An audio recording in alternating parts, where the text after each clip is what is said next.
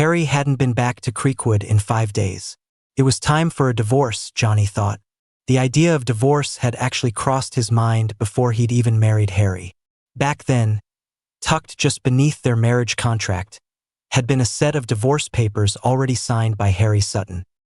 He had pushed both documents across the table to Johnny with a slight bow, his hands clasped, rolling his thumb over his forefinger as he said contemptuously, "It's a business arrangement. Let's keep it clean." They were both civilized people. The agreement had sat in the second drawer of the desk in his study. No password lock needed. Johnny was a meticulous person before putting it away. He had sealed it in a transparent folder. When he took it out tonight, 3 years later, it still looked brand new. He picked up the pen on the desk, then paused, remembering Harry had bought it.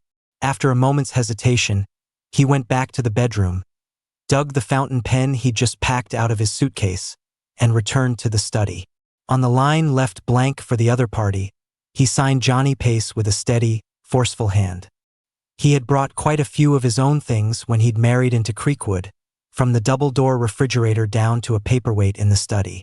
Johnny had his preferred brands, his favorite colors and materials, and every corner of the villa reflected his aesthetic. But now he didn't want any of it. In getting a divorce, he wasn't just throwing away the home he'd built over 3 years, he was throwing away Harry, too. He had just stepped out of the study when Harry, back from vacation, came up the stairs. They met in the hallway. Before Johnny could even mention the papers, Harry swept him up into his arms and tossed him onto the master bed. It had been 5 days. Johnny pushed at his shoulders, telling him to be gentle, but the man was like a starving wolf, all primal, savage hunger. He slammed into him until the skin on his inner thighs was rubbed raw. Johnny was on the verge of telling him they were no longer legal partners, that a sexual encounter this close to assault was grounds for a lawsuit. But for some reason, as his fingertips traced the sharp lines of the man's shoulder blades, the warmth of his skin overpowered the pain. He figured he could endure it one last time. When they were finished, Harry got up and went to the bathroom. He came out to find Johnny leaning against the headboard, his silk pajamas slipping off one shoulder to reveal a wide expanse of pale chest dotted with a few vivid red marks. Johnny tapped the ash from his cigarette into the ashtray on the nightstand, brought the filter back to his lips, and took a shallow drag, the white smoke curling around his moon-pale face. "Weren't you in Spain with Michael for the past few days? 5 days with your old flame and you're still not satisfied?" Johnny hadn't moved because his legs ached too much to close them. Harry had been even rougher than before he'd left, which wasn't at all like a cat returning, satisfied, from a dalliance outside. Harry pulled a set of pajamas from the closet and was buttoning them up. They were a style Johnny liked, though Harry always felt such elaborate, expensive buttons were unnecessary for loungewear. "Michael isn't as promiscuous as you, jumping into bed with any man he meets." He stopped, his fingers still on a button, his deep voice betraying no emotion. "Besides, I'm not divorced yet. I wouldn't touch him." Hearing this, Johnny glanced up at Harry's profile. Wasn't it because of that face that he had slept with him in the first place? If Harry didn't believe in love at first sight, why was he the only one being called promiscuous? You won't have that concern the next time you see him, Johnny thought. He decided he wasn't in a rush to leave tonight. After Johnny had redecorated the study, Harry had thrown a fit and never stepped inside again. He was exhausted, too tired to even finish his cigarette. Johnny assumed Harry would sleep in the guest room, but instead, the man stripped off the pajamas he'd just put on, tossed them casually into the trash, and pressed his broad body back down onto him. Did Harry have feelings for him? Johnny supposed he did. For instance, he loved Johnny's body. He just didn't love Johnny. The cigarette fell to the floor, a tiny wisp of smoke rising until it burned itself out. The sound of Johnny crying out in pain came from the bed, only to be met with Harry's retort, "Stop being so dramatic. You're so broken in, what's with the act?" After that, Johnny went silent, his fingers bunching the sheets until they creased. He even choked back his sobs, which only made Harry roar, "Make a sound, you little slut." When Johnny woke up, Harry had already left for the office. A red velvet jewelry box sat on the nightstand, but he didn't even have the energy to lift a finger to open it. That was Harry for you. He'd go on vacation with an old lover but still remember to pick out a gift for Johnny. But after all these years, Johnny had come to understand just how vast the difference in their tastes was. He knew, without even opening it, that he wouldn't like the gift, which meant leaving it behind at Creekwood wouldn't be a loss. When Harry returned to Creekwood the next day and didn't see Johnny, the butler mentioned that Mr. Pace hadn't come home all night and asked if he should send someone to inquire. Harry just frowned slightly and said, "Don't bother with his melodrama." So he'd gone to Spain with Michael. Johnny was making a mountain out of a molehill, really getting ahead of himself. Johnny Pace was just Michael's stand-in. That had been made perfectly clear before the wedding. The clause in their marriage contract about not interfering in each other's lives was one Johnny himself had added. So what was all this complaining about now? He decided to give Johnny the cold shoulder for a while, let him come to his senses. He knew how deeply Johnny loved him to be with him.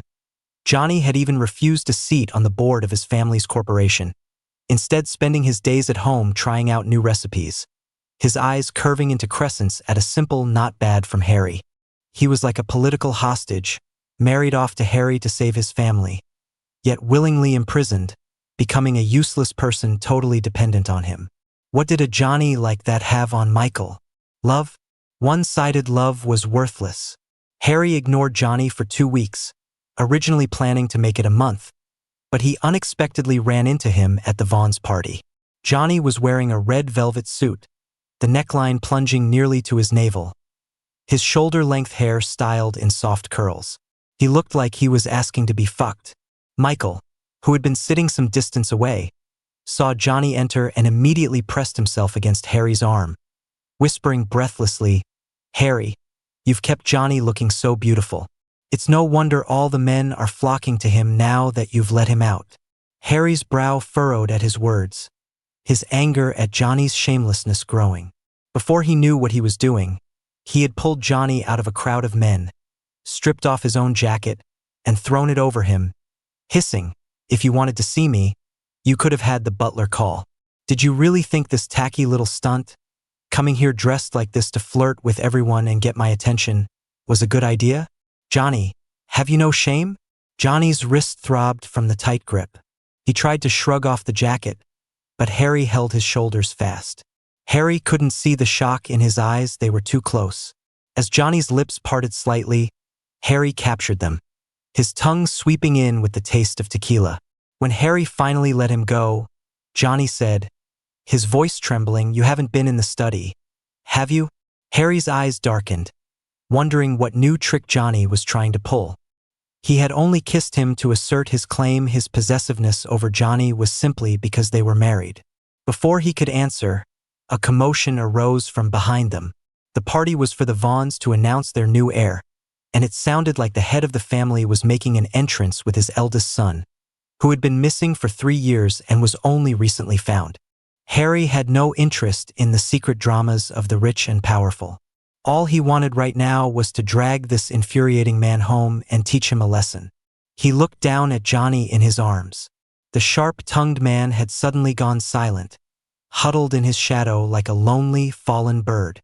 A strange wave of tenderness washed over him. Before he could stop himself, he heard himself say, "I'll look when we get back. Let's go." Johnny's fleeting vulnerability vanished in an instant. No wonder Harry always teased that he was 70% actor. He was even trying to pull away from his embrace, his expression stern as he said, "Get off me." Before Harry could move, a hand reached out from behind him and pulled Johnny away. The man radiated a murderous aura, like a demon from hell, but it all softened when he looked down at Johnny. His voice was a gentle caress. "Johnny, I'm back," he said. "Now that I'm here, no one will ever hurt you again." It was the first time Harry had seen the Vaughn's eldest son. He'd always heard people say they looked alike, but he'd never had any interest in being compared to a missing person. But now, standing face to face, he finally saw that the rumors weren't baseless. Especially the way Ryan Vaughn's lips pressed into a thin line when he was angry. The curve was identical. He tried to pull Johnny back to demand an explanation, but he saw that Johnny's gaze was fixed entirely on Ryan, without a single glance to spare for him. Johnny was even subconsciously clutching Ryan's sleeve, his fingertips tracing the intricate, detailed cufflinks with an easy intimacy. "Johnny, do you even remember who your husband is?" Even Harry was surprised by the sudden rage. He clenched his fists, hiding them in his sleeves, afraid that if Johnny saw him, he would smile at the success of his cheap trick. "You really should go look in the study." Johnny gently patted Ryan's hand, signaling that he would handle it. He took a step forward, shrugged off the jacket, and handed it back to Harry, saying calmly, "As of 2 weeks ago, we're divorced." Johnny's courage only ever surfaced when he was facing Harry. A glance from the corner of his eye caught the flicker of pain in Ryan's expression, and he immediately felt a pang of shame and sorrow at being seen in such a pathetic state. It was like when you're heartbroken, quietly listening to music, not wanting to cry. But then someone gently says, "Don't be sad," and the tears just flood out, as if those words were the prophecy before the storm. Ryan reached for Johnny's right hand, but just then, a waiter passed by with a tray. Johnny picked up a glass of red wine, and Ryan seamlessly and naturally slid his empty hand into his pocket. Harry watched the long, pale column of his neck as he tilted his head back to drink, the movement of his Adam's apple stirring an unexpected thought. Johnny looked beautiful tonight. He remembered leaving a trail of vivid red marks on Johnny's snowy skin just 2 weeks ago, but now, looking down the V of his collar, he couldn't find a single trace. The marks of their lovemaking, the brand that declared Johnny belonged to him, had vanished. "What kind of joke is this? A divorce? You think you have the guts to divorce me? Who was it that climbed into my bed the first night we met and told me they loved me? Who was it that forced this marriage on me under the guise of a business merger?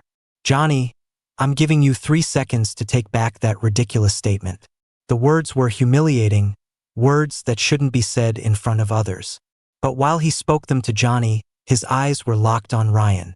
Seeing the anger flare up on the other man's face, a cold, satisfying smirk touched his lips. "Mr. Sutton." Ryan's lips parted slightly as his sharp gaze swept over Harry. "I've always heard that you and I look alike. Seeing you today, I see it's true." Harry didn't understand what Ryan meant. He just kept his eyes on Johnny, watching the blush of shame and anger creep up his face. The way he was trying to hold back his temper in public was strangely captivating. Ryan continued, "No wonder Johnny took you as a substitute after I disappeared." The moment the words left his mouth, the wine glass slipped from Johnny's hand and shattered on the floor. In the same instant, he dodged the fist Harry threw at him. It all happened in a matter of seconds. Glass fragments flew everywhere. As Johnny bent down to pick them up, he cut his finger. A bright red bead of blood dripped to the floor, staining a clear shard. A faint pang of pain pricked Harry's heart, but it was quickly buried under a wave of fury, like a single pine needle lost beneath a heavy snowfall, almost imperceptible. Ryan led Johnny away. Harry took a few steps to follow, but Michael blocked his path. He hooked his arm through Harry's with practiced ease and whispered softly in his ear, "Harry, calm down. This is the Vaughn's territory." Suddenly, it was as if a bucket of ice water had been dumped over Harry, a chill seeping down to the roots of his hair. He looked around, feeling the weight of everyone's stares, and cursed under his breath before stopping in his tracks. Ryan's bodyguards stood at the top of the stairs. Harry suddenly remembered what Johnny had said about the study. The feeling of being played made it impossible for him to stay another second. He pulled his arm free from Michael's and strode out of the ballroom without another word. When the maid brought in the first aid kit, she was about to kneel down and help Johnny remove the glass shards from his finger, but Ryan took the tweezers from her. "You can go," he said sharply. As she reached the door, she couldn't resist a curious glance back. The shard was already out, placed on a white dish nearby. Ryan had Johnny's fingertip in his mouth, his eyes a storm of both anger and desire. Johnny hadn't expected Ryan to do that. He quickly pulled his hand back, his voice uneasy as he murmured, "Ryan." The man was silent, not even looking up. Johnny couldn't see his expression, but the icy atmosphere was starting to frighten him. They said you were injured before you fell into the sea. Ryan took his hand again. The bleeding had stopped where his mouth had been. Still without looking up, Ryan carefully dabbed the cut with an iodine-soaked cotton swab, then wrapped it with a few layers of gauze. Harry and Johnny didn't know what to say. The first thing Ryan had done after returning was send him an invitation to this party. He hadn't expected Harry to be here, and he certainly hadn't imagined Ryan would be the one to witness the end of his absurd 3-year marriage. Johnny, I don't want to hear it. Ryan suddenly looked up at him, reaching out to ruffle his hair. In an instant, his expression softened from anger to affection. He gave his head a gentle pat and said, "Just remember, I came back alive. You don't need any substitutes anymore." Johnny was a little dazed. Was Harry a substitute for Ryan? The first time he saw Harry, he did have a fleeting thought that Ryan had returned. They had kissed drunkenly at the party where they met.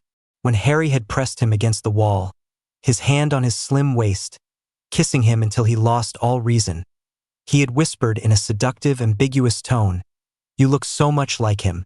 Waking up in the hotel bed the next morning, he couldn't be sure if it was Harry who had said it or if he had said it himself. Harry had wrapped an arm around his shoulders, nuzzling into his neck like a canine marking its mate. "Baby," he'd murmured, "you were so passionate last night. Was it love at first sight?" When Harry got home, the butler opened the door for him. Before he could even ask about dinner, a gust of wind seemed to rush past him. When he reached the study, he found it locked. He vaguely remembered installing the lock himself, but Johnny knew him so well that he had probably guessed the password easily. But right now, he was too angry to remember. He unleashed all his fury on the door, kicking it several times. The butler hurried up, saw him locked out, and whispered, "The password should be Mr. Hayes' birthday, sir. 071096. Harry froze, a sudden thought striking him. Maybe this was why Johnny wanted a divorce. When he'd set the lock, Johnny had been standing right there, silent. Harry had been furious that his study had been redecorated in Johnny's preferred warm tones, so he had deliberately used Michael's birthday to spite him. The man was so petty. That was a year or two ago. He had held it in back then, only to bring it up now over something so trivial. And he'd dragged in some random person, claiming Harry was just a substitute, too. Harry might have believed another excuse, but a carbon copy of his own revenge tactic. It was so unoriginal. Lock disengaged. The electronic voice broke his train of thought. He paused before opening the door and turned to the butler. "Change this stupid password. I can't remember it." The butler nodded. "To what, sir?" 012797. The divorce agreement was just lying there on the desk. Johnny had so many particular, fussy little habits. He'd patiently dry his favorite flowers and seal them in clear acrylic boxes. Before storing his favorite shoes for the season, he'd vacuum seal them in bags and put them back in their boxes. Once, when Harry was in Australia, he'd brought back a kangaroo stuffed animal. It was incredibly soft and plush, perfect for cuddling in bed. Johnny had been on top of that kangaroo when Harry had fucked him speechless, his pliant legs draped over its chubby belly. After the toy got dirty, Johnny spent ages in the bathroom washing it and blow-drying it until it was good as new, only for it to end up vacuum-sealed and packed away like everything else. Michael had called it a form of collecting or hoarding disorder, Collier Brothers syndrome. People with it were afraid to throw things away, pathologically storing items. It was a psychological issue, but he couldn't see anything wrong with Johnny. For example, right now, this agreement was tossed casually on a pile of documents. The plastic sleeve was right there, but Johnny hadn't even bothered to use it. The study was so clean, though, that the papers still looked pristine enough to make Harry suspect Johnny had just printed them out while he was in Spain. He loved him so much. How could he possibly want a divorce? The signature date was January 27, 2018. He had just spoken those numbers a moment ago. A memory, buried for 3 years, finally surfaced. Johnny was the overlooked youngest son of the Pace family, barely making a ripple in high society for years. They had met at a party, kissed, and ended up in bed, a sequence that takes most people a year. They had accomplished in less than 24 hours. They hooked up a few more times after that. Harry had thought it was just a friends with benefits situation, but then the Pace family had shown up with their hotel records, saying that for the sake of their reputations, Harry had to agree to a business merger marriage. On top of the marriage contract was this very divorce agreement which he had signed himself. When he pushed it in front of Johnny, all he could think about was his fury at being trapped, and he naturally let a few nasty comments slip. "I was drunk that night. I thought you were Michael." He tapped the table, his slightly turned profile showing off a handsome jawline. Johnny was staring blankly at the two contracts, and Harry interpreted his silence as being overwhelmed by a sudden stroke of incredible luck. "I can marry you, but I will never love you." Harry was getting annoyed. They were discussing something important, and Johnny was spacing out. The man would sometimes get that same distant look when he was panting on top of him, his eyes looking right at Harry but not quite focusing. "I've already signed the divorce papers. Take a look and see if you have any objections." Harry had signed his name, Harry Sutton, twice, one for each copy. Johnny picked them up, his eyes scanning them quickly. He did the same with the marriage contract, then pointed to a line. "Can we add a sentence here?" Harry snorted, figuring Johnny was about to scribble all over the divorce agreement to maximize his own benefits. The lawyer leaned in to look as Johnny said, "After marriage, both parties shall not interfere in each other's personal lives." Hearing that, Harry was even more convinced the man was utterly promiscuous. Not even marriage could stop him from having one-night stands. He was only marrying Harry under pressure from his family elders despite his supposed love for Harry. He couldn't promise a lifetime of fidelity. He gave another cold snort and said irritably, "Add whatever you want. I've already signed. We can get divorced anytime." They had slept together, but that day was the first time they'd ever even exchanged numbers. That night, Harry was too angry to sleep. He was scrolling through his social feed when he saw a post from Johnny. A picture of a small cake with a flickering candle, captioned with a strange line, "Happy birthday to me." A day of getting presents but not feeling very happy about it. The marriage contract was the present, and it was a BOGO deal with a divorce agreement thrown in. Harry suddenly felt a pang of regret. It was Johnny's birthday after all. He probably should have waited a couple of days to give him the divorce papers. Now, that same agreement was crumpled in Harry's hand, the date on it searing his conscience. He paused for a moment, then dialed his corporate lawyer. "Is a divorce agreement legally binding as long as both parties have signed?" "Yes, sir." "Is it possible for me to claim that's not my signature?" "There's handwriting analysis, sir. If it was signed 3 years ago, can I argue it's expired and invalid?" "There's no precedent for that, sir." "What if the other party cheated? Can I use that to sue to stop the divorce?" "I can't let those two bastards get away with it." "Do you have evidence, sir?" "What, you mean I have to follow them to a hotel, wait until they're done, and take a picture of a used condom for you? Why aren't you talking? How much do I pay you a month for your legal advice?" "60 grand, sir." "What a racket." After hanging up, Harry posted on his social feed, "Recommend a good civil litigation lawyer, especially one who handles divorce cases." Within 10 minutes, there were over a dozen comments, none of them helpful. His so-called friends had all left the exact same message. "Congrats, Harry. You're finally free." He saw the comments and felt an inexplicable rage ignite within him. He opened their group chat and saw them all saying the same thing there, too. Someone who had also been at the party posted a photo. Johnny, dressed in red, standing before Vaughn, his head bowed like a well-behaved child being lectured. With Harry, Johnny was wild and vibrant, a thorny rose whose sharp fragrance filled any room he was in. But he saved his rare moments of obedience and docility for another man. Like a little hedgehog that pricked Harry's hand every day, only to roll over and expose its soft belly to Ryan.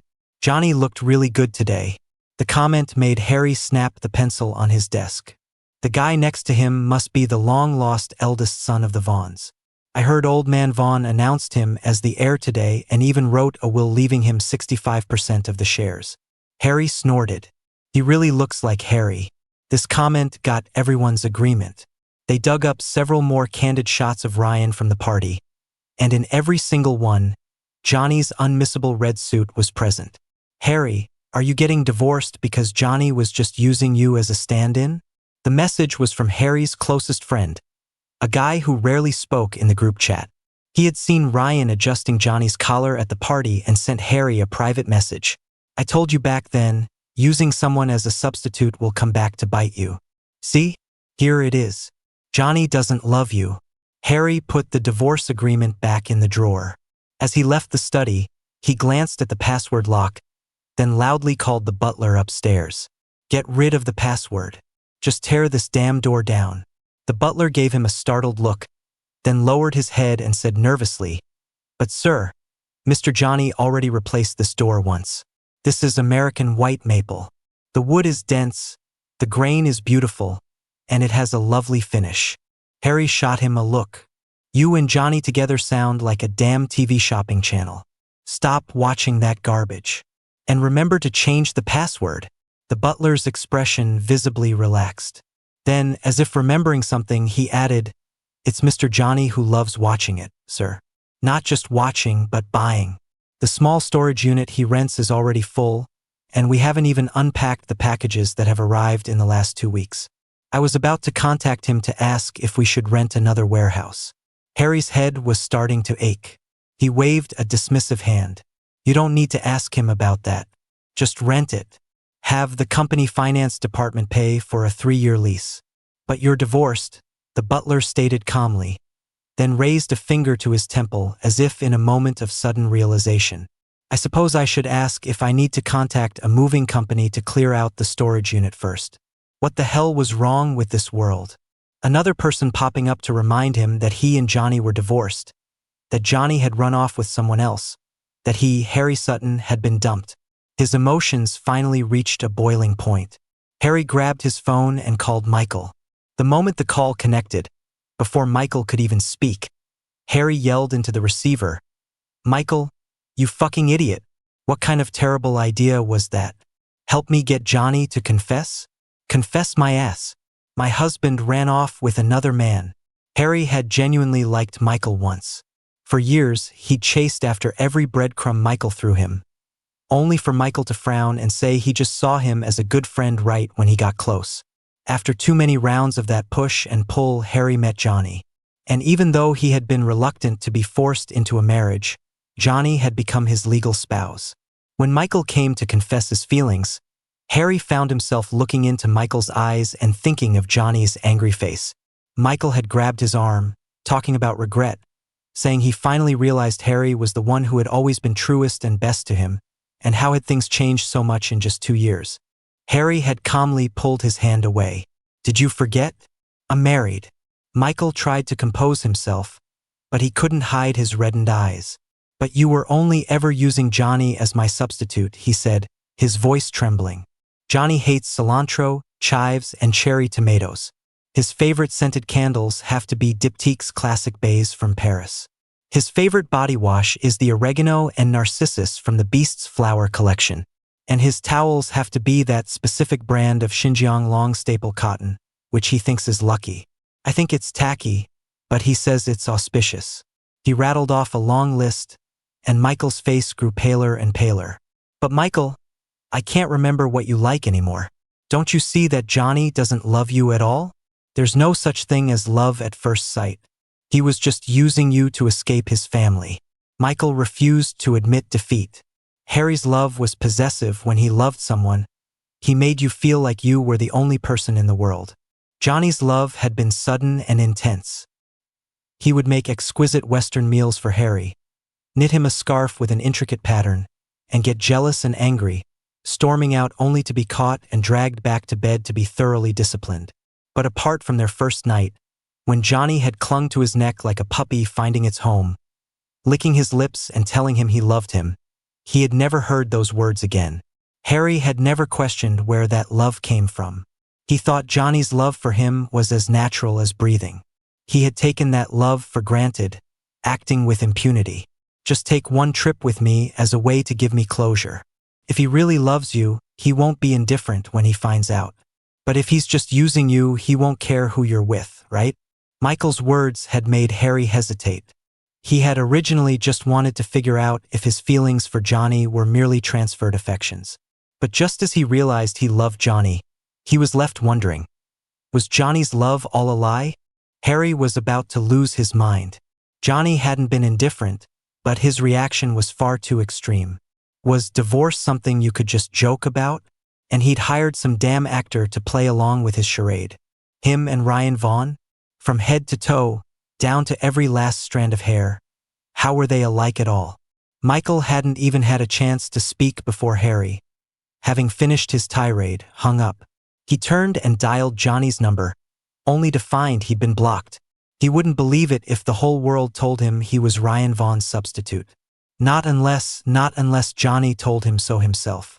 Johnny declined Ryan's offer of a guest room. They hadn't seen each other in years and had much to talk about, but he remembered that the divorce papers hadn't been filed with the court yet. Technically speaking, his marriage to Harry was still valid. There were 2 copies of the agreement.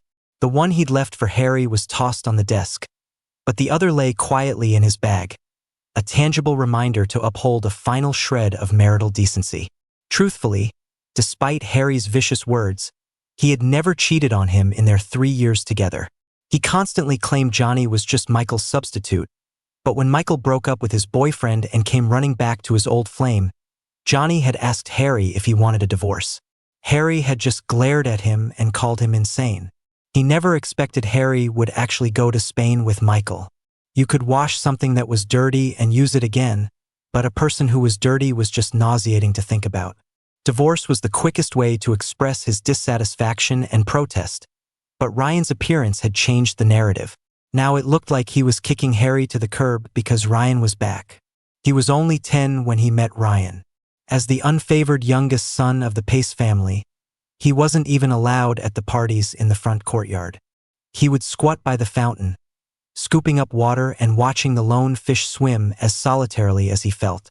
He didn't know how Ryan had ended up in the backyard, but from that day on, he had a big brother who cared for him more than his own. Ryan was 6 or 7 years older, and the power struggles in the Vaughn family were far more vicious than in the Pace family. To his own family, Johnny was at best a useless ornament, but for Ryan, the eldest grandson of the main branch, just staying alive was a struggle.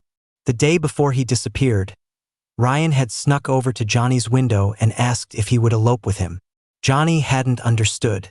Eloping was something 2 people in love did, but he hadn't yet figured out if he loved Ryan or not. Later, when Ryan's fate was unknown, Johnny thought that if he really was dead, the killer might have been Johnny himself, for refusing to go with him that night. He was so miserable. That must have meant he loved Ryan, right? But that love had come too late. Would he ever be able to repay that debt? Tormented by this guilt, he met Harry for the first time. The memory was cut short. Just as he stepped out of the Vaughn villa, he saw Harry standing across the street, their eyes meeting. "If you dare spend the night here, I will storm in there and kill you." Harry's words were as harsh as ever. The man had been spoiled rotten, always speaking without a filter, never caring if he hurt people. But the hand that clutched Johnny's sleeve was gentle.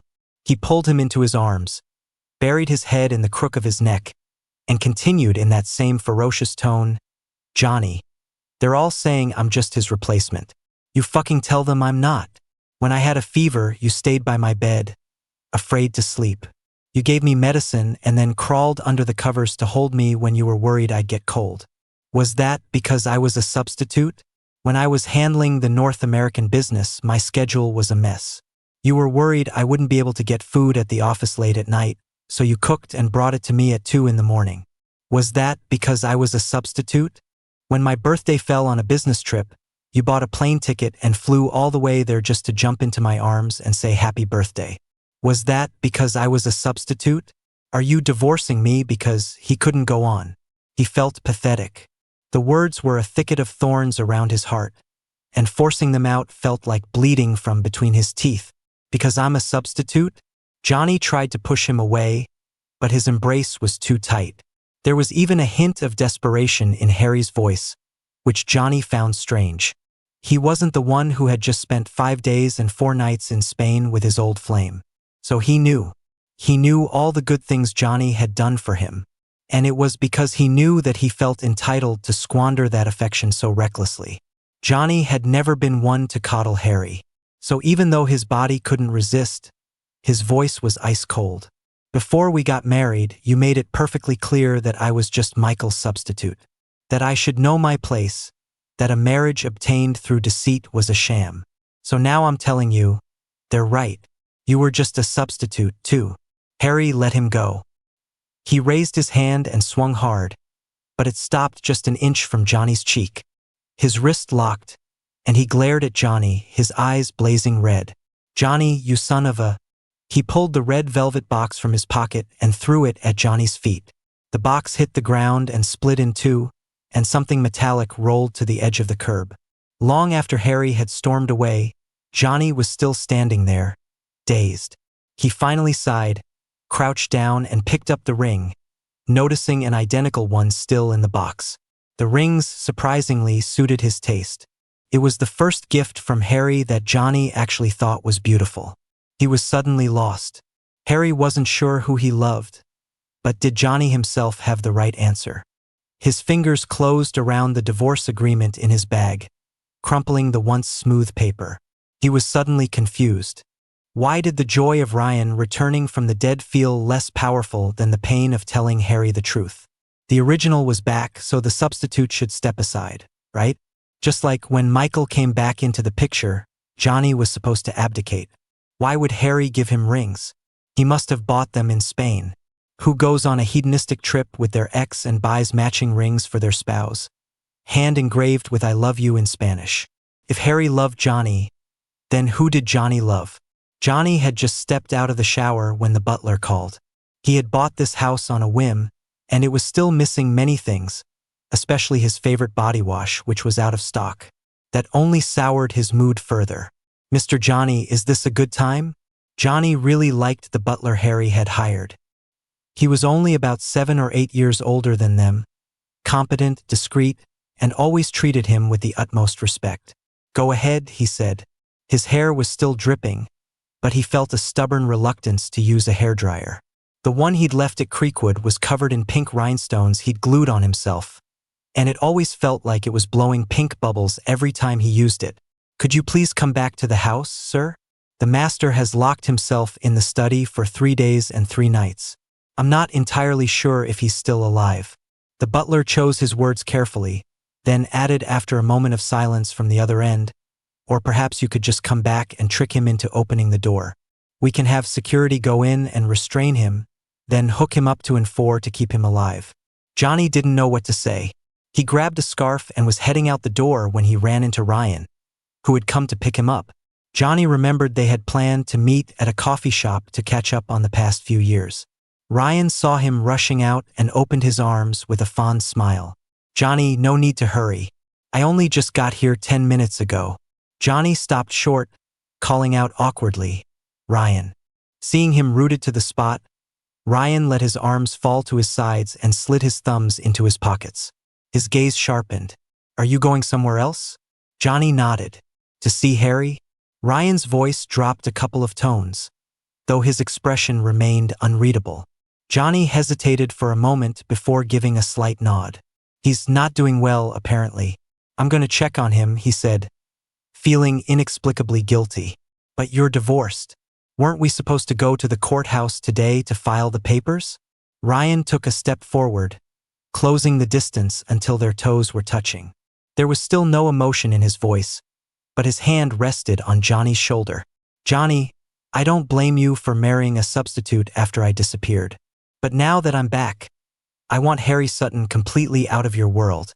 You know my temper and you know what I'm capable of. If I don't like someone, there are 1,000 ways I can make them disappear from this world. Ryan's anger finally broke through. The hand on Johnny's shoulder tightened, pinning him in place. Johnny looked up at him, shocked, and saw the murderous intent in his eyes. I already filed the papers yesterday.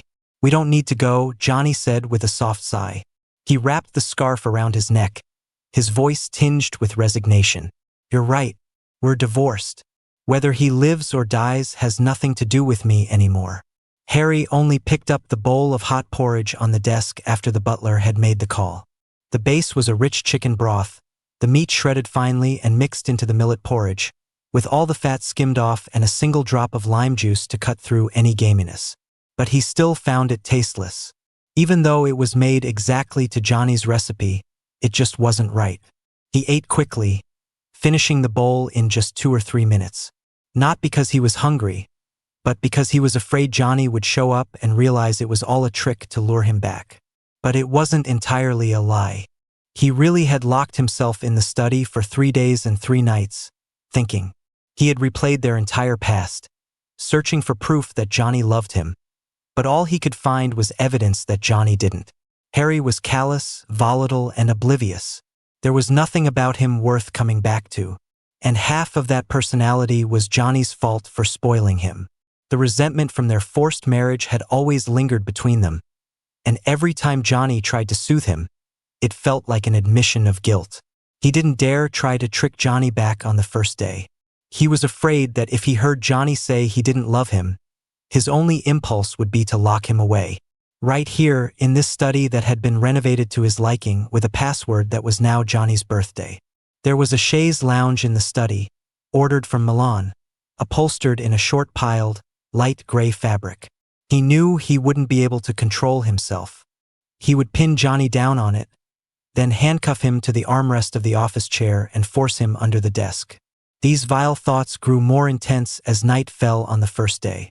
Harry could already picture the tears welling in Johnny's red-rimmed eyes. He dialed the number that would never connect, his own panting breaths mingling with the busy signal like some kind of pervert. But in the end, Harry did nothing. By the second day, starvation had weakened him. He started recalling all the good things Johnny had done for him, comforting himself with the thought, he's just mad I went to Spain with Michael. And why is he mad? Because he loves me. Harry had realized his love for Johnny too late. Even when he rejected Michael, he had used the word like. He had thought he just didn't like Michael anymore. But he never considered that over the past 3 years, maybe over a bowl of soup, an embrace, or a shared breath, he had already fallen in love with Johnny. On the third day, his weakness peaked. He barely had the strength to speak. The butler offered to find a way to get Johnny to come back, but on the condition that he eat some porridge first. Otherwise, he wouldn't even have the strength to hold him. Less than 10 minutes later, the butler took the empty bowl away. After 3 days of emptiness, his stomach slowly began to work again, producing a nauseating pain. Harry tried to get out of bed to vomit in the bathroom, but his legs gave out. He collapsed to the floor, feeling pathetic, without the strength to even crawl back into bed. He waited and waited, coming up with a dozen excuses for why Johnny was late, warning himself not to lose his temper with him again, just as long as he came. But Johnny didn't come. Johnny didn't care if he lived or died. The thought was so absurdly funny that Harry started to laugh, and then his eyes grew moist. But a grown man crying was just too pathetic. He didn't even have the energy to wipe away the tears that welled in his eyes. Don't use someone as a substitute or you'll get what's coming to you. Harry's karma had dealt him a fatal blow. But what about Johnny? Would he get his karma too? No, never mind. Once in the car, Johnny deliberately sat pressed against the window. Ryan glanced at the person-sized gap between them and sighed in the cramped space, turning to look at Johnny's profile. 3 years apart, and Johnny had only grown more beautiful. The sharp line of his jaw curved gracefully, and the last traces of boyishness had been replaced by a kind of innocent sensuality. But the thought that his little flower had been stolen from the greenhouse and weathered by the wind and rain to acquire that hint of desire made Ryan mutter the thief's name under his breath. Harry. Sutton. Johnny's head snapped around, his eyes wide like a deer startled by a gunshot. He looked at Ryan, wet and pitiful. Ryan, don't go after him. I told you it's over between us. I don't want anything more to do with him. Ryan stared into his eyes, searching for a lie, but he hadn't seen Johnny in 3 years. He no longer knew that Johnny's hand would instinctively start picking at his own palm when he was nervous. Johnny, are you afraid of me? Ryan found it amusing. His bloodlust wasn't something he'd acquired for his revenge. He had shown his brutal side even when he first met Johnny. And that timid little rabbit had bitten his lip and praised him. You're so amazing, Ryan. Johnny straightened his back and shook his head.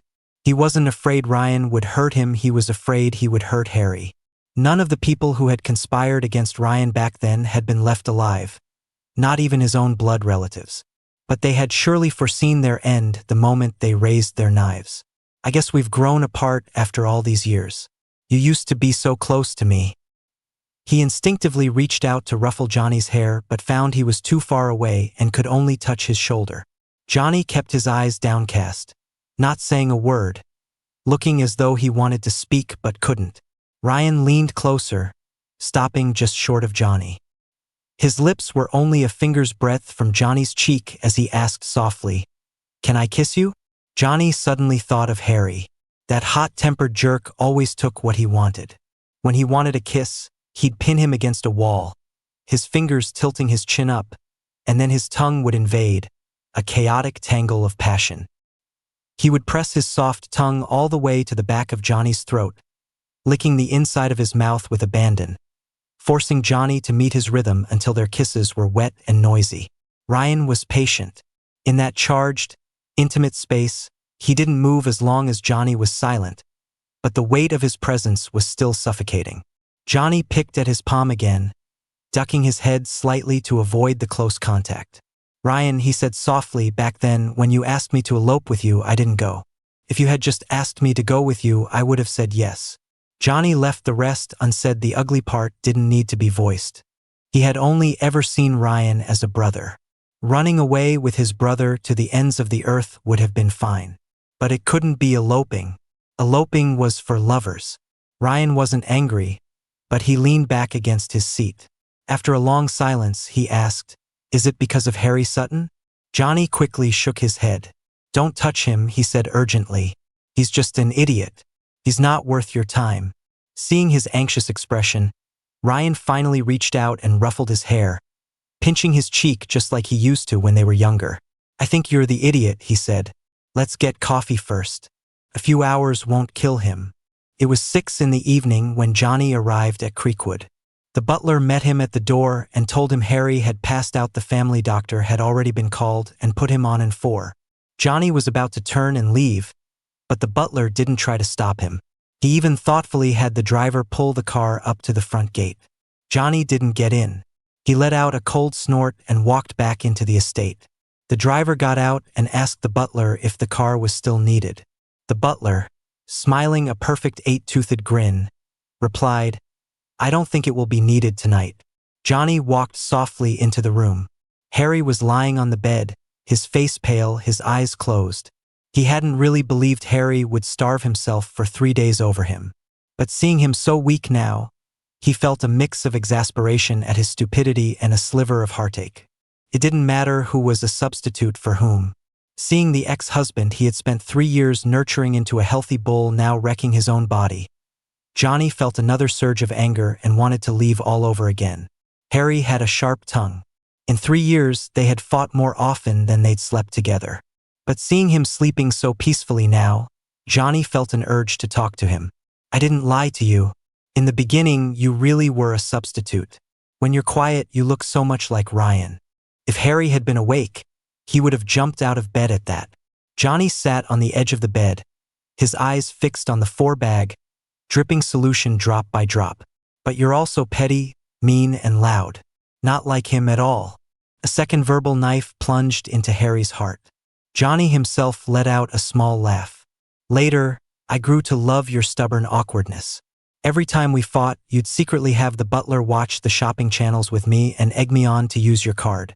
Every time, you'd complain that my cooking was a restriction on your freedom, but in 3 years, apart from mandatory work dinners, you never missed a single meal I made. I didn't know about the marriage contract. The Pace family must have realized this useless son still had some value and used me to pressure you.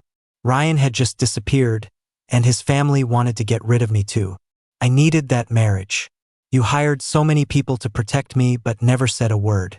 After it was all over, you asked me who my enemies were, and you believed me when I said I owed money to loan sharks. You really are an idiot." Johnny suddenly stopped his rambling. He leaned over to check if Harry was really asleep. Feeling the steady breath on his knuckles, he sat up straight again. "I think it was around then that I realized Harry Sutton was just Harry Sutton, not a substitute for anyone. Whatever. Why am I telling all this to an idiot?" You even bought the wrong ring size, you moron. Johnny stood up and walked away, then suddenly turned back. He bent down and gently placed a soft, fleeting kiss on Harry's lips. It was so light, so quick, that Johnny himself wasn't sure if their lips had even touched. But he had kissed him. When Johnny came downstairs, the butler looked at him in surprise. "You're leaving, sir?" Johnny found this odd. "I saw he wasn't dead, so I'm leaving." "What? Am I supposed to stick around and wait for him to stop breathing?" "But the car has already left, sir," the butler said apologetically. "Please wait a moment, I'll have him bring it back right away." The butler stepped aside to make the call, then glanced up at the second-floor room and muttered under his breath about a certain useless individual. When Harry woke up, the butler was standing by his bed, watching him with an inscrutable expression. He had no energy and no interest, but the stare was so intense it was unnerving. He had no choice but to ask, "What?" The butler spoke quickly. "Mr. Johnny came back." Harry was so startled he yanked out his four and was about to jump out of bed when the butler added, "He stayed for less than 10 minutes and then left." A tiny green shoot of hope sprouted in the desert of Harry's heart. "Did he say anything?" he asked, his voice trembling. The butler tilted his head, pretending to think. "He said he came to see when you were going to kick the bucket. After all, you're a useless thing." The last part was the butler's own addition. Harry sank back onto the bed, crushing that fragile bit of hope. The next day, when Johnny received a call from the butler, he was about to ask how Harry was doing, but the butler's words quickly dispelled that foolish notion. The sound of a delivery truck's horn blared in the background. The butler did his best to cover the receiver as he said, "Mr. Pace, all of the personal items you left at the house, your body wash, shampoo, towels, and slippers have been packed. Would you mind providing an address? I'll have a driver deliver them to you. Is Harry that eager to kick me out?" Johnny seethed, snapping the stem of the rose in his hand. The butler recalled Harry's expression as he had carefully packed Johnny's things, a mix of pathetic and ridiculous.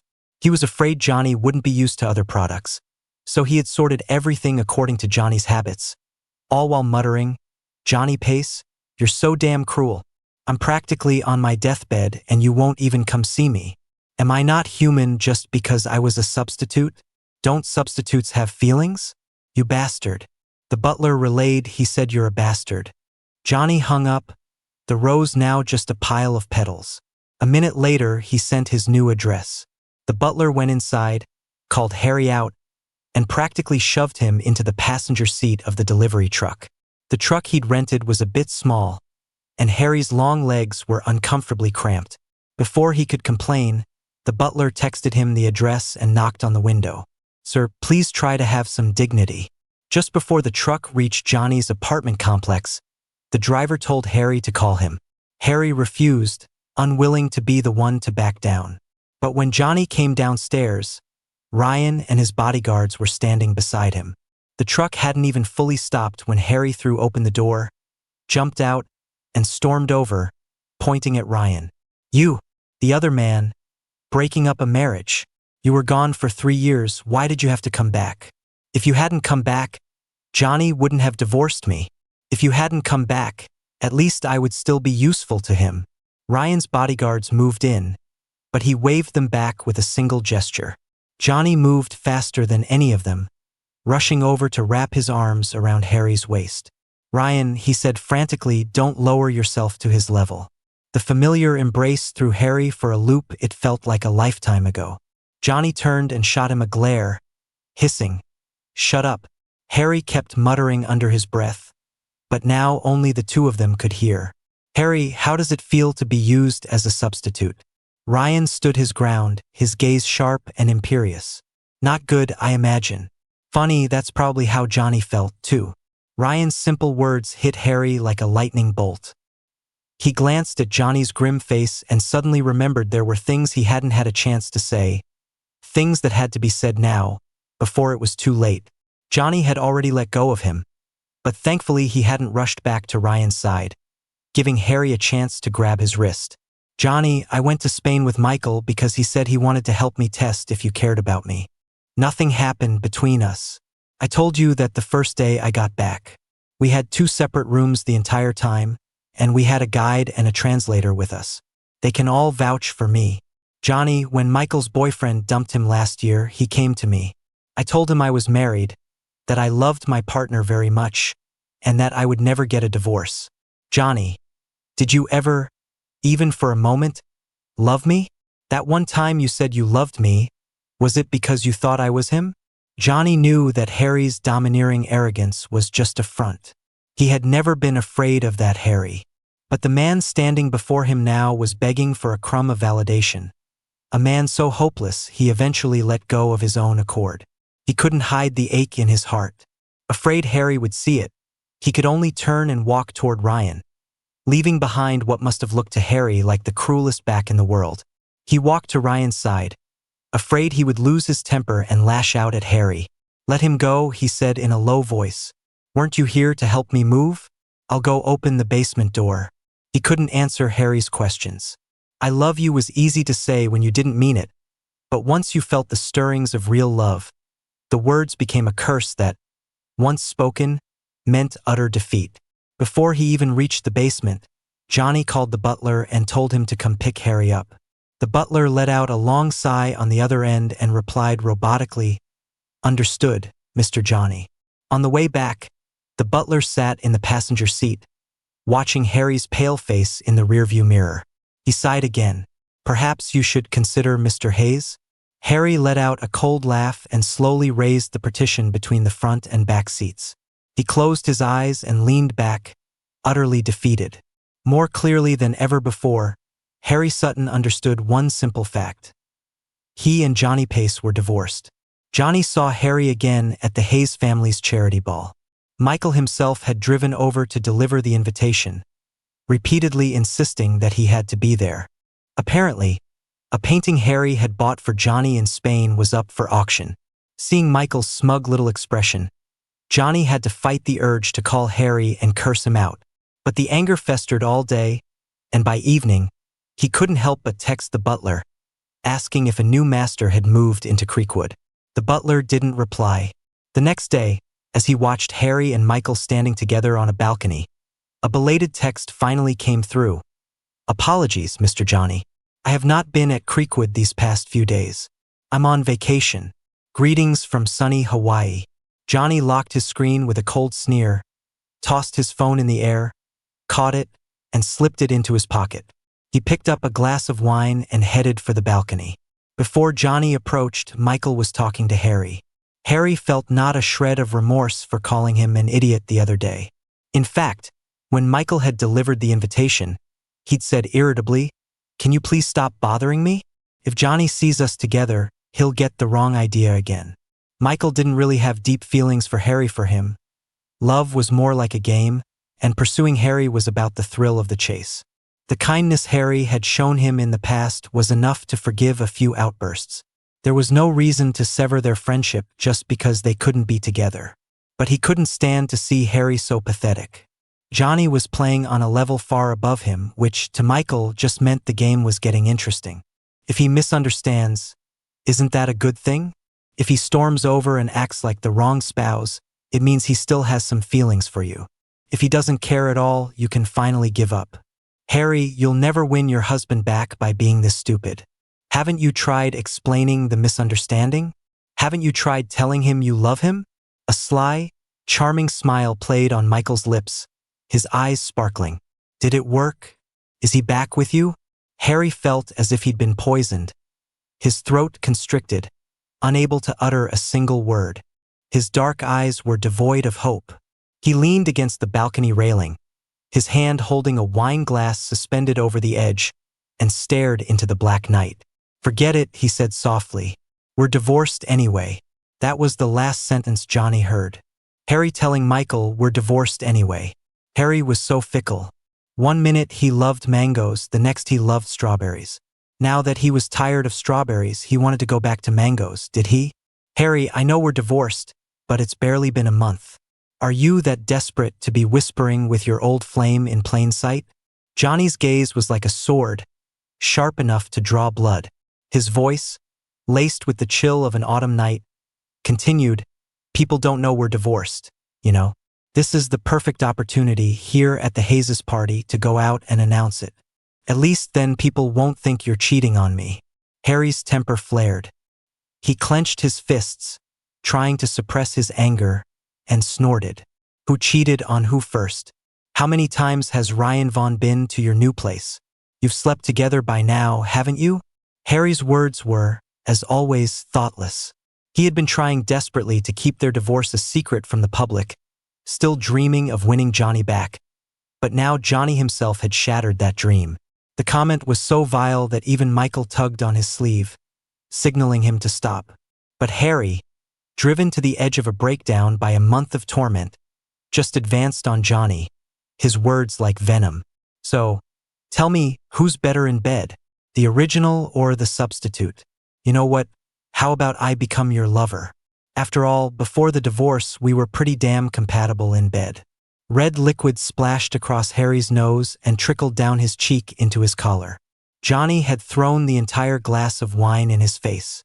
He slammed the empty glass down and snarled, "You bastard, Harry. Ryan is 1,000 times, 1,000,000 times better than you. I should have taken out a newspaper ad to celebrate our divorce, you idiot." After Johnny left, Harry watched his retreating back with an unervingly dark expression. The chilling look was enough to scare Michael, who quietly backed away, not daring to provoke him further. Johnny was abducted on his way home. When he came to, he was in complete darkness. With his sight gone, his other senses were heightened. He tried to stand but was yanked back. Soft ropes were tied around both wrists, short enough to severely limit his movement. More than fear for his life, he felt a burning sense of shame and humiliation. The warm air from the heater raised goosebumps on his bare skin. He was naked. The shame of it made him curl into a ball. Just before the sound of the password lock beeped, Johnny lifted his head. The footsteps were quiet, but he could tell they were leather shoes. The moment the person came over and embraced him, Johnny knew exactly which bastard was responsible for this. "Harry, are you insane? This is kidnapping. It's illegal." Johnny's voice grew into a furious, teeth-gritting hiss. Harry held him tight, and Johnny lowered his head and bit down hard on Harry's shoulder. The taste of iron filled his mouth, but the embrace didn't loosen. He struggled with all his might, his mind a blur of rage at Harry's stupidity, curses spilling from his lips, but the man just held him, refusing to let go. "Harry, let me go." Johnny knew Harry too well. Fighting force with force would only make him crazier.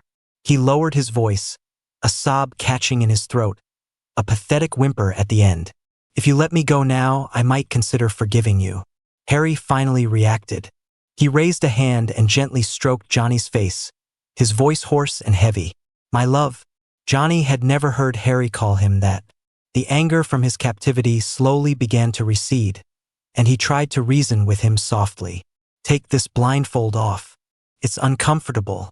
Harry fumbled to remove the blindfold, then shielded Johnny's eyes with his palm, letting the light in gradually. Johnny could finally see where he was, Harry's locked study. He was even sitting on the pearwood chaise lounge he had picked out himself. "Harry, you have a real talent for always choosing the most infuriating way to try and fix things." Johnny had smelled the alcohol on him earlier, but now that he could see, he was startled by Harry's bloodshot eyes. He was angry and annoyed, but he couldn't suppress that flicker of concern, which in turn made him angry at himself. "Fix things." Harry pulled him into another tight hug. The blood from his shoulder was soaking through his shirt, but he seemed oblivious to the pain. "You lied to me again. It sounds so nice, doesn't it? That a broken mirror can be made whole again.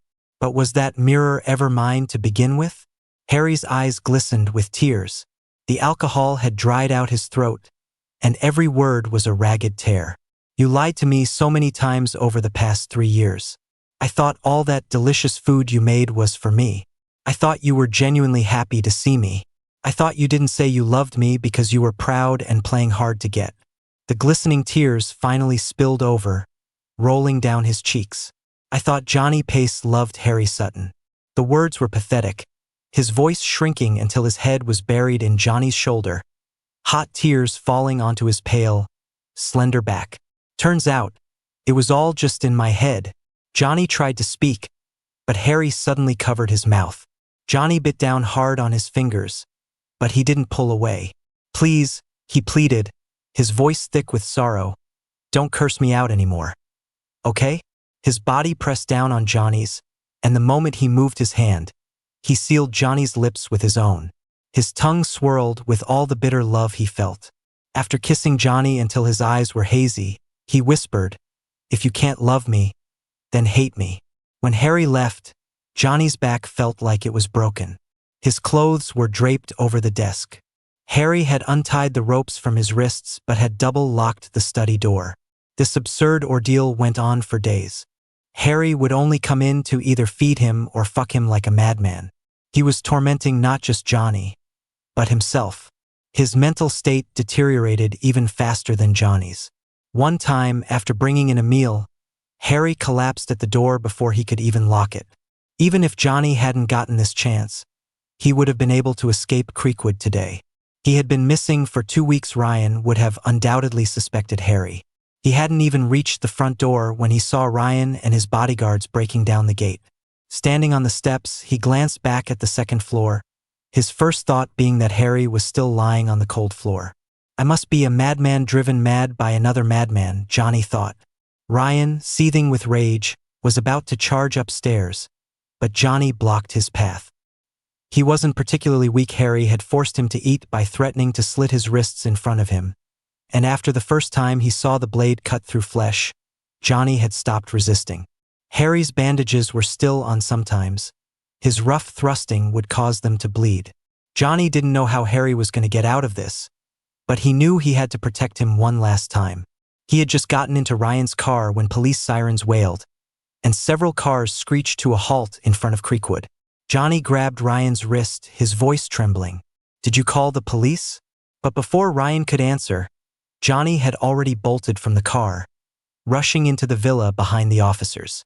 Harry was sitting dejectedly in the first-floor living room as several officers questioned him about the unlawful imprisonment. He confessed to everything, but when he saw Johnny stumble in, he fell silent. Johnny ran back to the study that had been his prison for a week, found the divorce agreement in the second drawer, and grabbed a small spray bottle from the bookshelf. He spritzed the signature area, and the name Johnny Pace vanished without a trace. He didn't even have time to wipe it dry, just scrubbed at it with his sleeve. He managed to get back downstairs just before the police led Harry away, explaining that they weren't divorced, that it was just a bit of marital role play, and certainly not a criminal matter. Ryan looked at the document in Johnny's hand and suddenly understood that Johnny's claim of having filed the papers had been a lie. From the moment he had switched pens to sign his name, Johnny had already given up on the idea of divorce. After the police and Ryan left, Harry still didn't speak. Johnny, furious, slapped him across the face, then immediately pulled him into a fierce hug.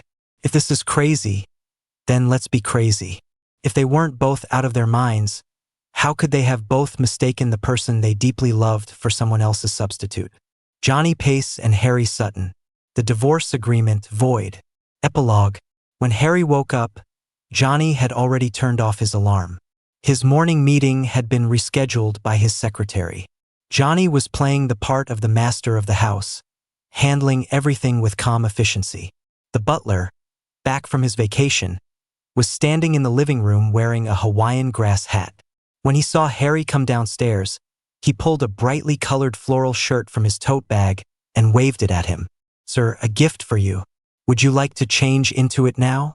Harry glanced at it, took the shirt, crumpled it into a ball, and tossed it onto the sofa. Who wears something so gaudy? Are they out of their mind?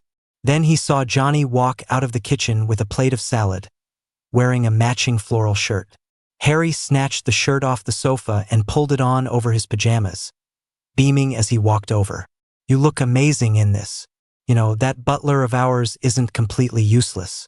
Johnny gave him a cool look and slapped away the hand reaching for a fork. If he wasn't out of his mind, would he have rushed back to save a psycho like you? Harry, feeling guilty, hung his head, not daring to meet Johnny's eyes.